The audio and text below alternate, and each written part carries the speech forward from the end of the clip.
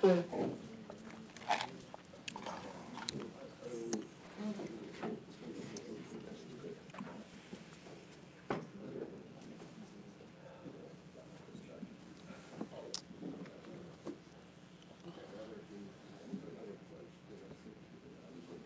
right, Shabbos, say good morning. Let's begin. A lot to do today. Today's daf is Mem Daled 44. We are picking up in Meretz Hashem on 43b, Mem Gimel Amud Beis, 5 lines up from the bottom, last 2 words on the line. Our shir this morning is dedicated by Moshe Wordesheim, celebrating Devorah, his wife, my inspiring and courageous wife, and our completion of Mishnayos Seder Zuraim. Beautiful. Mazel Tov on the incredible accomplishment, and the Meretz HaKadosh Baruch Hu should bless you with Arichos Yamim V'Shanim together at 110 Shanim Tovos. Shkoyach. Shkoyach. All right, Tabosai, let's begin. So, Amar Mar Breid Ravina. So, if you remember again, we ended off yesterday with really an incredible story. If you remember, what was the story? So, the story was an ox that was brought by the sons of Rav Okva, right, where the shechita was begun in the turbats. Remember again, so we're calling the turbats haveshet is like the hallway of the veshet, the upper part of the esophagus. So it was begun in the turbats, and it was finished in the veshet itself, right? So in other words, it was like a diagonal shechita. So diagonal shechita by itself is not a problem. We've seen that before. The problem is where this shechita started. It started really too high up on the veshet, too high up on the esophagus. So what happened? They brought the animal before Rava, and Rava said it's aser. Rava said it's treif, right? And he said why? Because the animal's treif based on the chumras of chumras of Rav and chumras of Shmuel. They subsequently went ahead and brought this, right? They brought this before Rabbi Abba, and Rabbi Abba said, no, the animal is kosher. Rabbi Abba disagreed with Psak of Rava, and he said that the animal is kosher. And he said, Rava, you owe the sons of Rav Ukva money for causing them to lose out on an animal. That's the story. Says the Gemara, Amar Marbrei Dravina, Mosin Tiyov Taklape Sani Rava, I can go ahead and bring a raya against the enemies of Rava. And I will say enemies of Rava in this case actually means Rava. He didn't want to say directly I could refute the position of Rava. So he said I could refute the position of the enemies of Rava. How can I refute Rava? The Olam, because let's listen to this. Remember, what did Rava do? When the sons of Rav Ukva brought this animal before Rava, so Rava went ahead and essentially applied to this animal the chumras of Rav and Shmuel. So we'll say now comes along Mar Breid Ravina and says, you're not allowed to do that. How do we know that? The Olam Hilchus HaKedivrei Beis Hillel. We'll say the halacha normally follows Beis Hillel. V'arotza lasos Kedivrei Beis Shammai Osa Kedivrei Beis Shammai. I'm sorry, Osa. We'll say, and ultimately, but if one wants to paskin like Beis Shammai, you can pass like Beis Shammai. Kedivrei Beis Hillel Osa. Want to pass like Beis Hillel? You can pass like Beis Hillel. Mikuli Beis Shammai, Mikuli Beis Hillel. We'll say if you want to go ahead and accept the kulas of Beis Hillel and the kulas of Beis Shammai. Sounds very familiar. Many like to accept that approach. Right? Kulas of Beis Shammai, kulas of Beis Hillel. What's the halacha? Rasha. Such a person is a rasha. Top of Mem Daled, strong words. Mechumre Beis Shammai, mechumre Beis Hillel. We'll say if you take the chumras of Beis Shammai and the chumras of Beis Hillel, alav hakasav omer haksil b'choshech holech. So Chazal calls such a person like the fool who walks in the dark. So we'll say, interesting, you can't accept the kulas of Beis Shammai Beis Hillel, you call the rasha, and if you accept the chumras of Beis Shammai Beis Hillel, you call the fool. Right? Rather, Ella, Ike Beis Shammai Bekulein Ukichumrehen, Ike Beis Hillel Bekikulein Ukichumrehen. We'll say, but rather, what's the halacha? Either paskin like Beis Hillel with their chumras and their kulas, or paskin like Beis Shammai with their kulas and with their chumras. But says the Gemara, I don't understand. Ha gufa kashya. What you just said is an inherent contradiction. How so? Amritli olam kedivrei Beis Hillel. V'hadir tani v'harotza v'asos kedivrei Beis Shammai yasa. So we'll say before we apply this, ultimately again back to our Gemara, what the Gemara is saying over here is the brisa you just quoted is an inherent contradiction. Why? Because we'll say, what did the brisa say? The halacha follows Beis Hillel. Right? Li'olam hilchus kedivrei Beis Hillel. And then what does it say after that?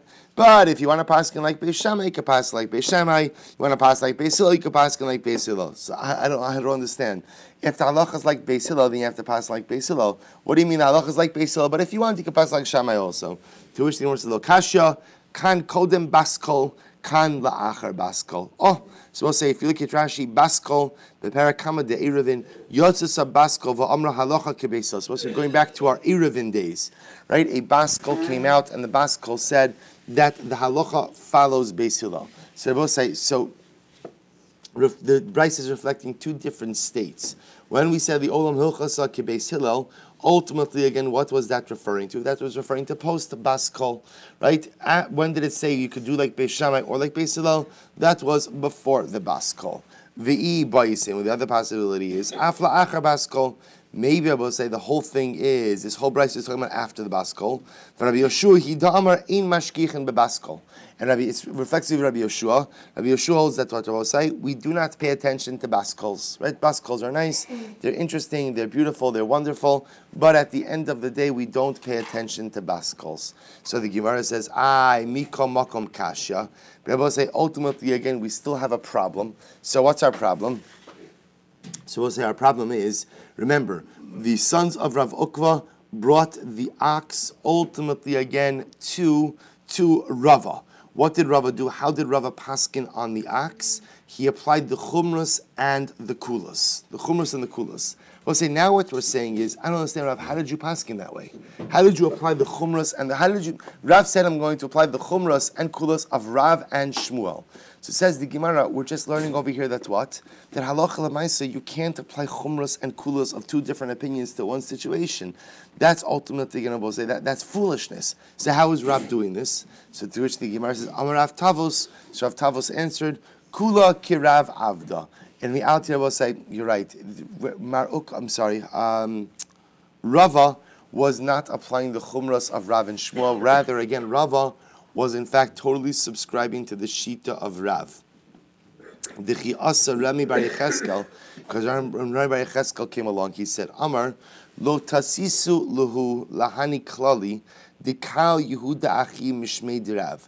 So I will say, when one time when Rami Bar Yecheskel came along, he said, do not pay any attention to the principles espoused by my brother Yehuda in the name of Rav. Why? Hachi Amar Rav. This is what Rav said. Veshet, Nasnu bo chachamim shir. Ultimately, again, I will say, when it comes to the veshet, when it comes to the esophagus, the chachamim have given a shir. We'll say, what does that mean? Has given a shir? That the chachamim have stated ultimately again how much of the veshet is appropriate for shchita. To which the Gemara says, Michlal, the turbats have veshet lav makom shchitahu. Ultimately, what we can infer from this is that according to Rav, the turbats is what we call the hallway of the esophagus, which is the upper part of the esophagus, is not the proper spot for shchita, and yet the kamar b'masha, and therefore I will say the halacha is that if you go ahead and you puncture any small amount there, ultimately that is going to render the shchita invalid. Therefore, I will say, when the sons of Mar Ukva went ahead and brought the animal before Rava, and the way this animal was shechted was, it started in the turbats and it went down. So Rava Paskins like Rav, that such a shchita is possible.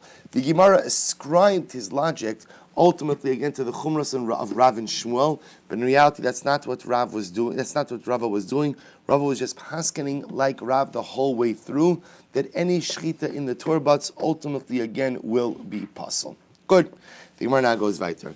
Lemala ad kama. So we'll say now we're going to try to map out the veshet, the esophagus a little bit. So lemala ad kama. So we'll say how far up on the esophagus. Remember again, like in the image of a cow. So if you could imagine again, the esophagus pretty much goes like almost into the cheekbone area.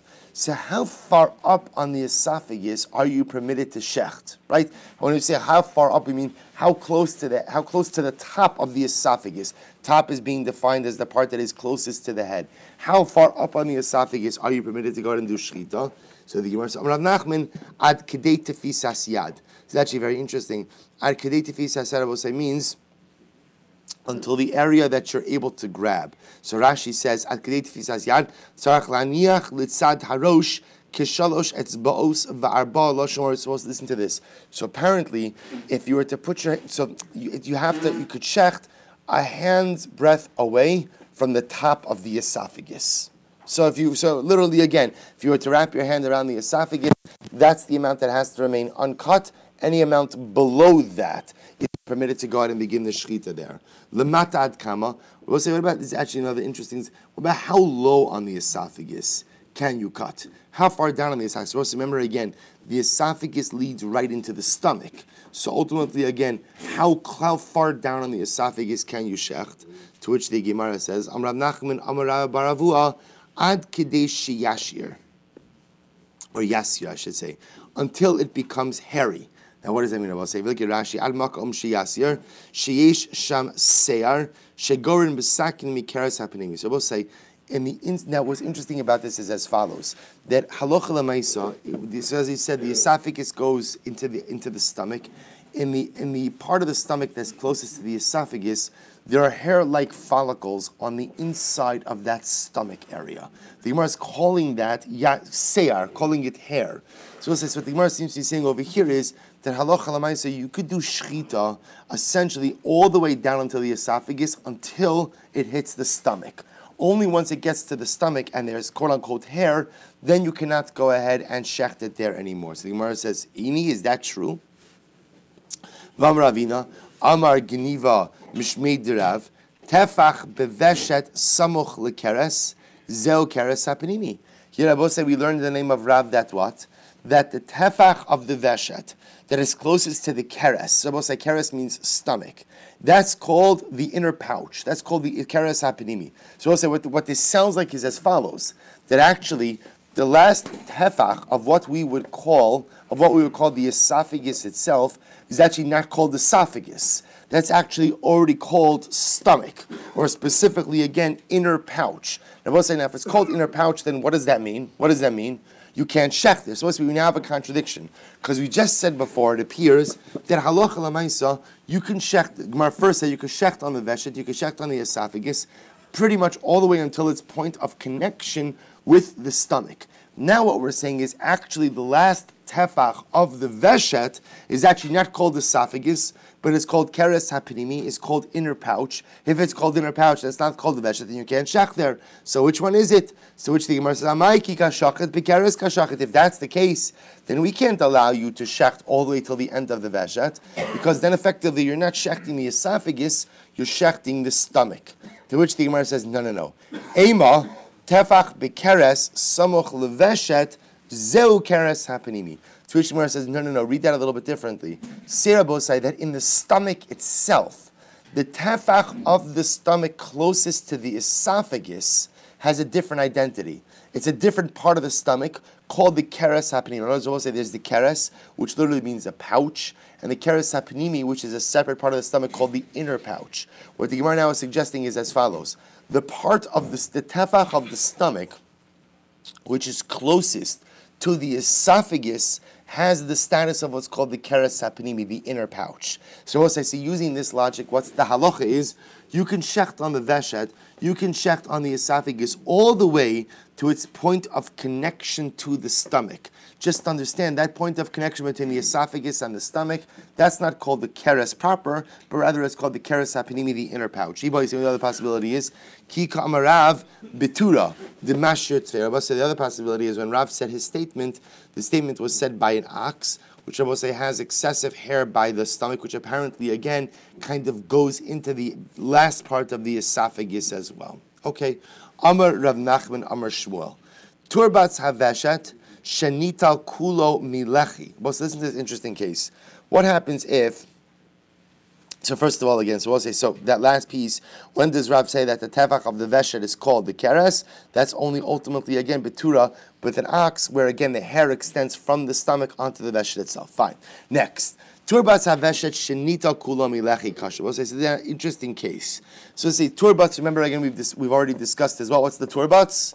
What we call the hallway of the esophagus, which is the upper part of the esophagus. Okay? So now watch this. So it says Shmuel, or Nachman said Mishol, Turbats haveshet shenita kulo milechi. If the turbats are say, the hallway of the esophagus was totally detached from the jawbone. So remember again, it extends that it was totally detached from the jawbone. Kosher. Ultimately, again, the animal is still kosher. We'll say so Rashi. So fine. So Shita Kol Milach Kosher. V'Tana Tuna. We'll see another bright that supports this. Nital Lechi Hatachton Kosher. Ultimately, again, if the bottom part of the jaw was removed, ultimately, again, the animal is still kosher. So the Gemara says, I don't understand. Maskif the Rapapa, Vaha Ika Ikur Simanim. And I will say, now, what are you talking about? If you have a case, I will say, where the Torbat Haveshet is removed from the jawbone, isn't that a case ultimately of Ikur Simanim? But say, what's Ikur Simanim? Dislodging or removal of the Simanim. That's one of the trephas. Right, so we'll say if you have an animal, the simanim were ultimately again removed from the animal, that in and of itself is a treifa. So what does it mean over here when you tell me that the simanim are removed from the jawbone, or the lower jawbone was removed, that somehow the animal is still kosher? To which the Gemara says, Ul Papa kashya masnisin, and I will say according to Rav Papa, ultimately again, the Mishnah is problematic, because what does the Mishnah say? Nita lechi atachton kosher. But the Mishnah we just quoted said that if the bottom jawbone was removed, then halacha l'maisa, again what? The animal is still kosher. So what's going on over here? Bishlam asnis Rav Papa lo kasha. So we'll say the Mishnah doesn't pose such problem to according to Rav Papa. Why? Ha di akar ikure, ha di igum agume meiloi meiluye simanim. So we'll say, so what's going on over here? Look at Rashi. Hadda ikor iakri, ikor simanim kishenekar aveshet min alechem min abasar. Just read one more Rashi, then I'll explain. Haddi igum igume mi'ilui simanim. Shenig mam halechi min habasar. Shemutal al hasimanim.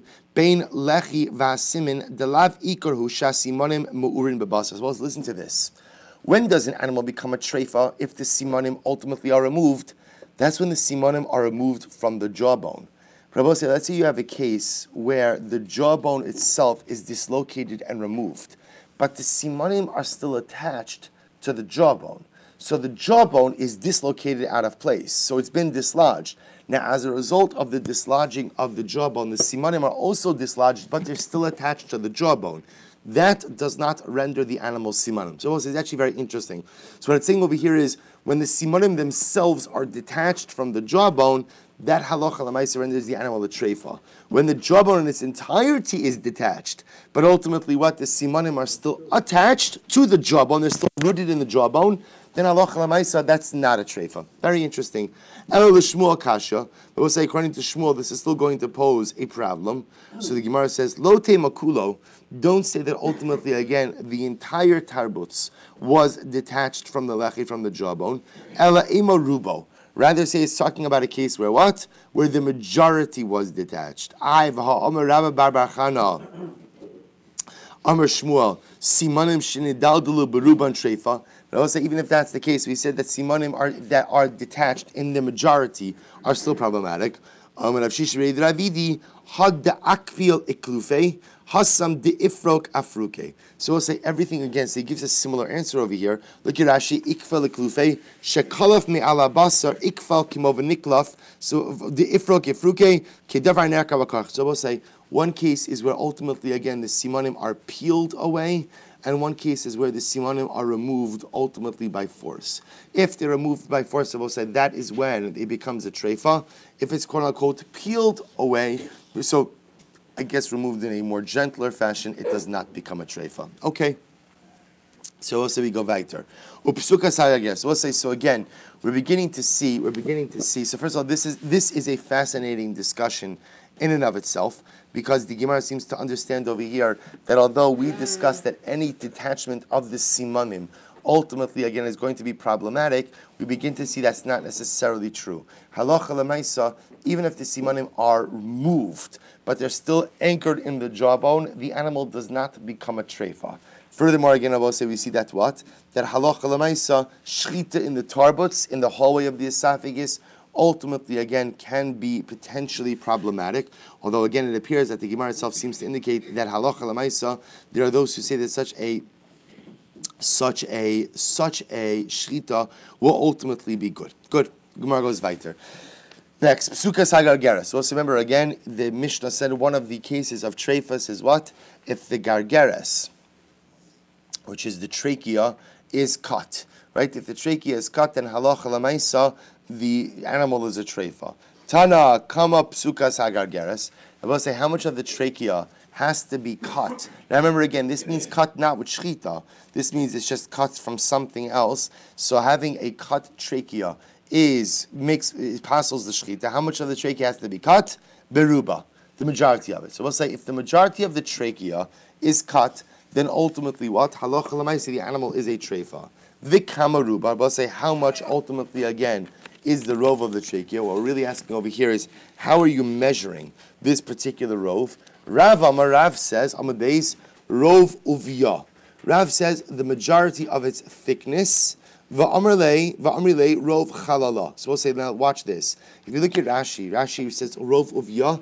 If you go 3 lines down in Rashi right after the period, rov uvya kilomar ki misharin ruba berov uvya misharin va'ove hakana haynu mina or ulitzavah. So we'll say rov uvya means that halacha l'maisa we measure the thickness, we measure the majority of the kana, including the thickness of the walls.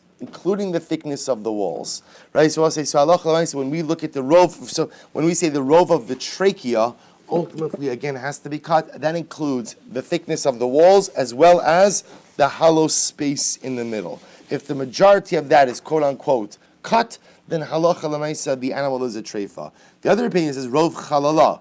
We do not look at the thickness of the walls. Instead of say, how do we determine rove?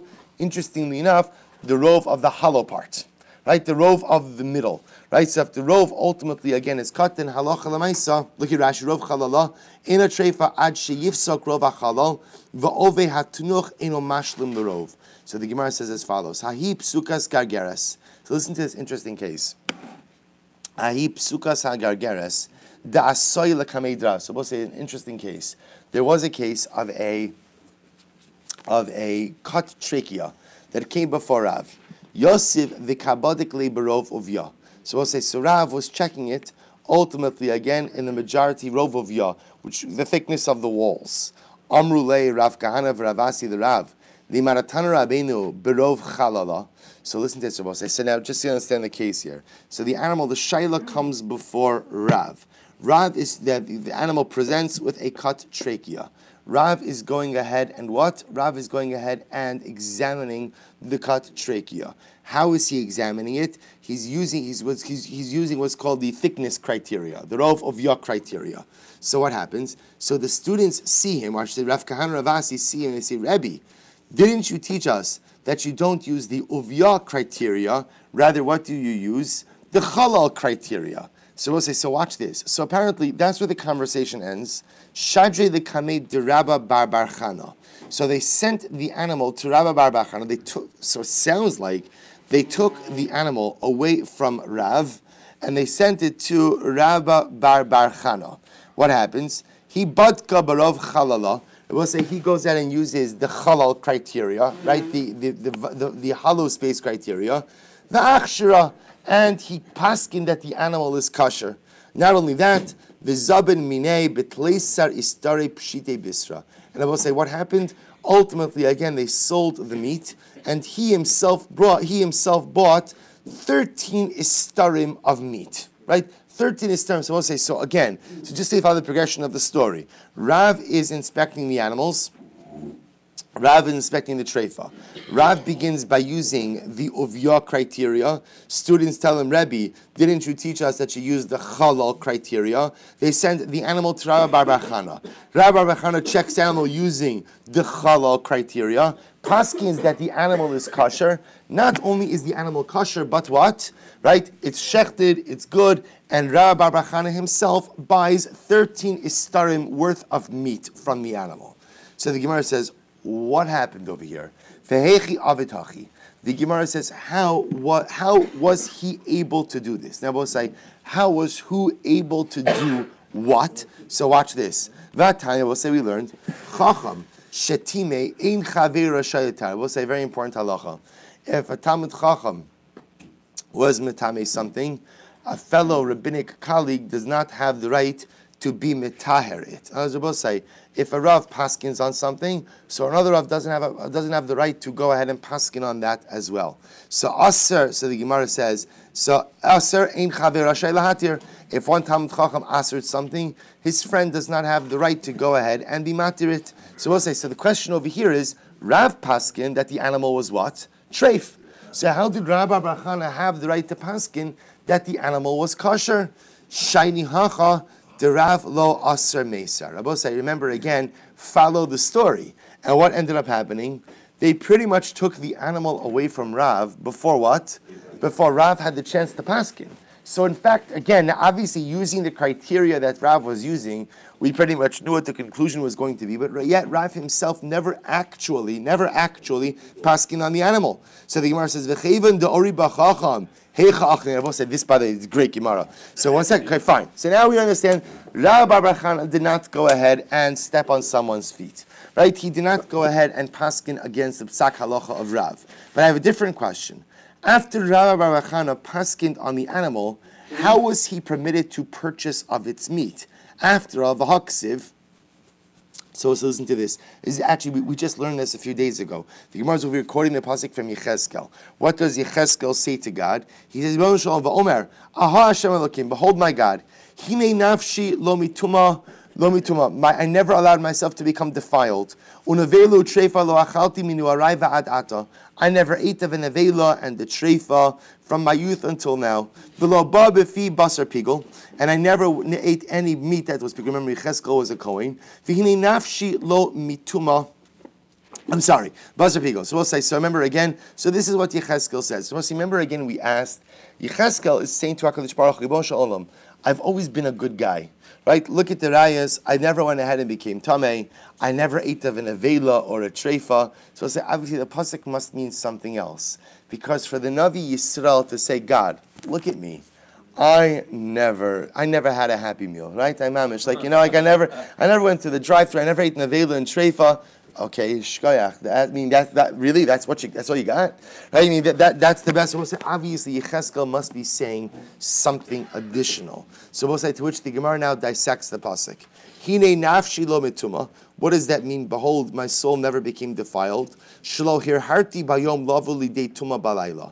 I never had impure or illicit thoughts by day, which would lead to a seminal emission at night. And Abbas, I never went ahead and ate of an avela or a treifa. What does that mean? Shalo achalti basar kos me'olam. Abbas, remember we spoke about this. I never ate essentially of the meat of a misukenes. Remember again, a misukenes is an animal that's about to die or going to die shortly. So conventional wisdom says, shecht it now so that you can eat it. It becomes a kosher animal before it dies. So Yecheskel, I never ate an animal like that. I never ate an animal where people say kos. Kos means shecht it, quickly, before the animal dies. I never ate of an animal like that. V'lo ba b'fi basar pigel, and ultimately again, I never ate pigel. What does that mean? Shelo achalti. Now I will say, remember again, Yecheskel was a Kohen, so the fact that he never ate pigel, that's very nice. A lot of Kohanim don't eat pigel. Baruch Hashem, no Kohanim eat pigel. So what does that mean? Shelo achalti mi behema shahora b'chacham. Yecheskel says, I never ate of an animal that needed clarification of psak halacha by Talmid Chacham. In other words, if there was a shaila in it, I wouldn't eat it. Mishra binasan amar shelo achalti mi behema shelo harmu matnosel. So what's the according to Rabbi Nassan? It means that as a Kohen, Rabbi say the halacha is a Kohen is permitted to eat of an animal before the Kohanic portions are separated. Yecheskel was saying, I never ate before its Kohanic portions were separated. So we'll say, but remember again, for our purposes, what is the Gemara asking? Rabbi Bar Chana, you went ahead and you got an animal over here.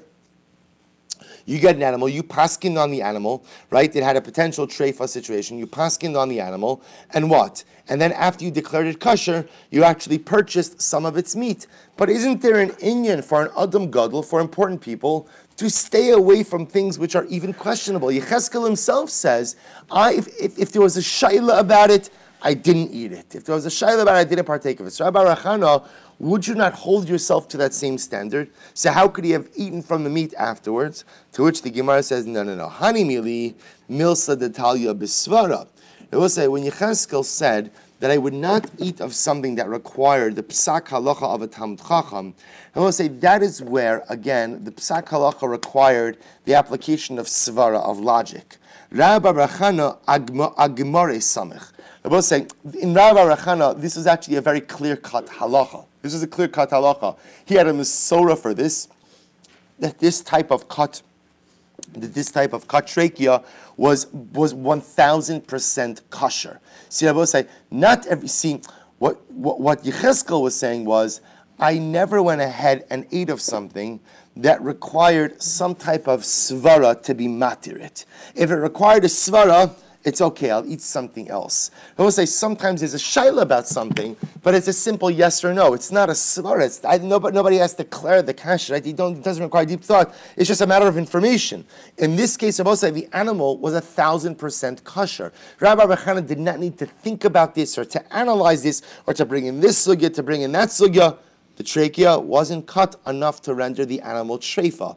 That's just the application of straightforward halacha, and therefore Rabbi Rachana felt the animal was totally fine. Take a look at Rashi, the Talia B'Svara, the Hasav Ikal Sapuki Dilma Lo Havisar Ma'alya. Because I will say, sometimes if the psak halacha requires svara of the Talmid Chacham could be wrong. So Yechezkel said, I never wanted to chance it. However, V'hacha Rabba Agimare Samach. Rabba was simply relying on the tradition, on the Masorah of his Rebbeim. Good, fine. So I will say there's another problem. This is actually amazing. I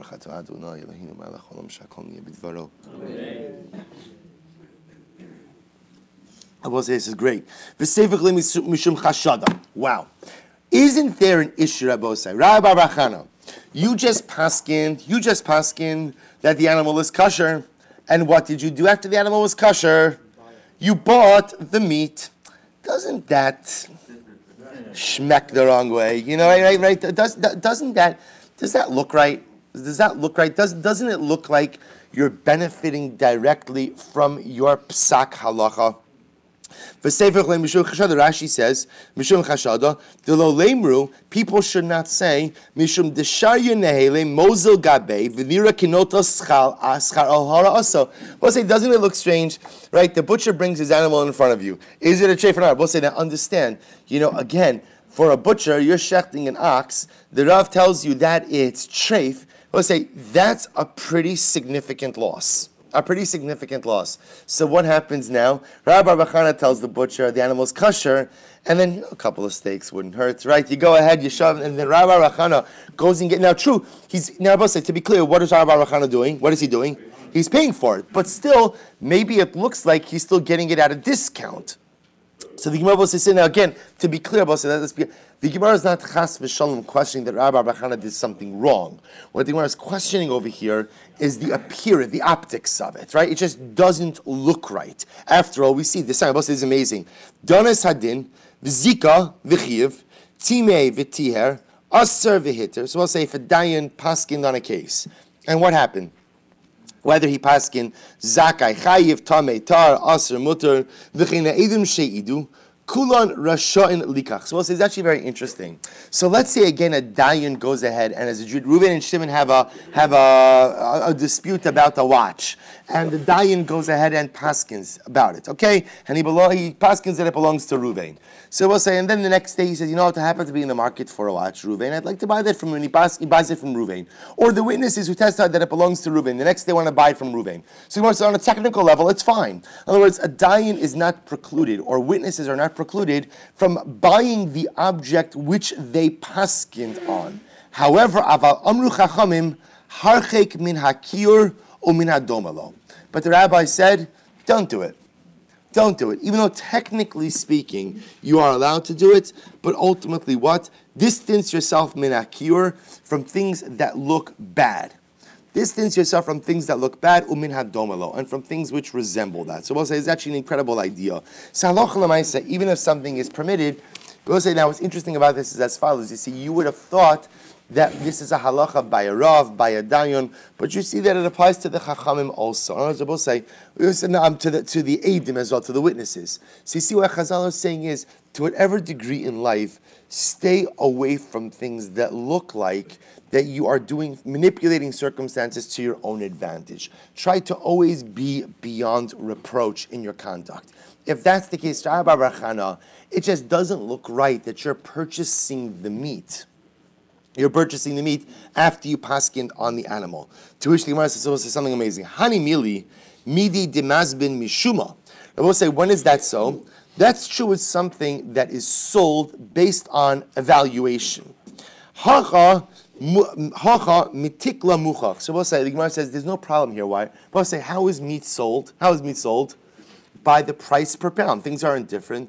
So Rabbi Chana says, look, I'll show you what I paid per pound. See, I will say, the issue of a concern that there may be reciprocity for paskening, quote unquote, the right way, is when an item doesn't have a fixed price, when an item has some type of fluid valuation. Then there's a concern that if I paskin that the item was permitted, and then I buy it and the price is not fixed, then there's a concern that it doesn't look right. But I will say, but for fixed price items, and that's why the Gemara says, Rabbi Rachana bought what? He bought meat worth 13 isarim. 13 isarim. So Rabbi Rachana says, I just paid the price per pound.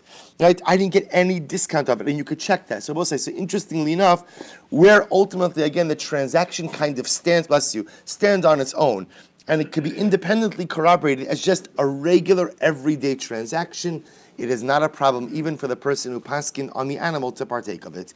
Kiha dirabba shara trefta. Right? Rabbah, for example, permitted a certain treifa animal. There was an animal that came before Rabbah, and there was a shaila whether or not it was a treifa. Rabbah paskin that it wasn't a treifa.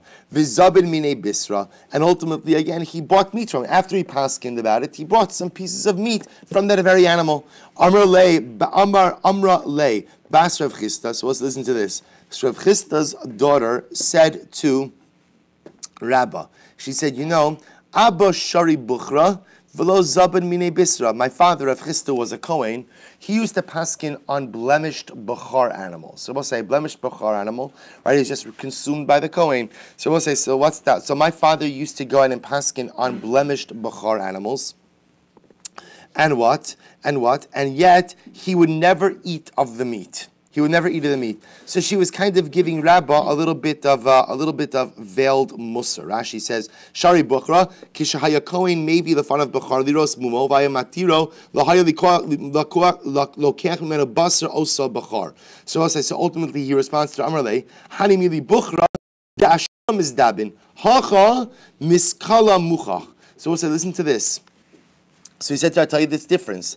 The difference is, we'll say, a bachar animal, interestingly enough, you're not permitted to weigh the meat of a bachar animal. Why can't you weigh it? Because that animal still has sacred status, it's considered to be disparaging to place that animal on a scale, even the meat on the scale. So we'll say, how would you deal with bachar animal meat?